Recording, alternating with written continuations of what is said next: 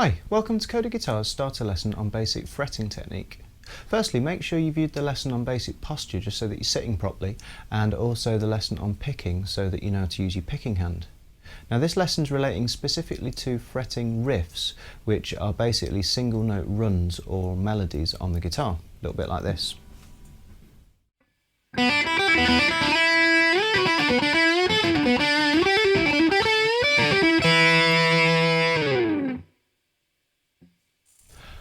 And in this lesson we'll just be looking at the basic technique involved in pushing down or fretting individual strings, where to position your fretting hand on the neck of the guitar, and also just a simple 3-fingered exercise just to get you started, and also to help improve what's called your dexterity, which is how easily you can move your fretting hand fingers.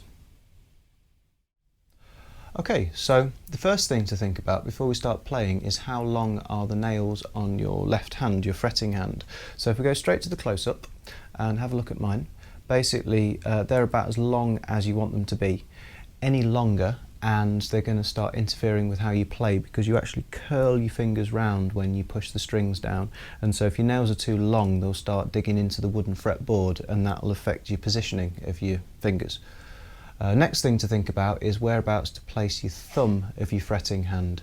So basically if we go to the close-up again, right, here's my thumb.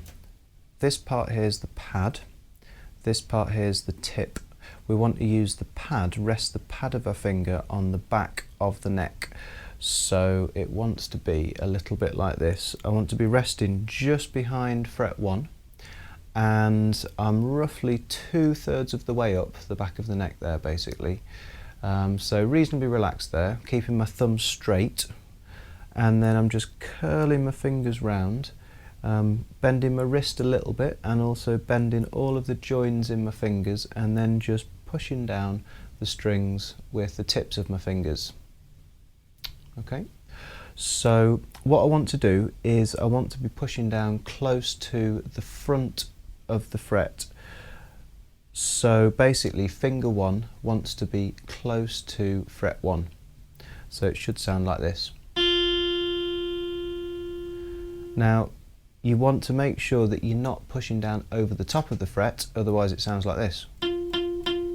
And if you're too far behind the fret, it will sound like this.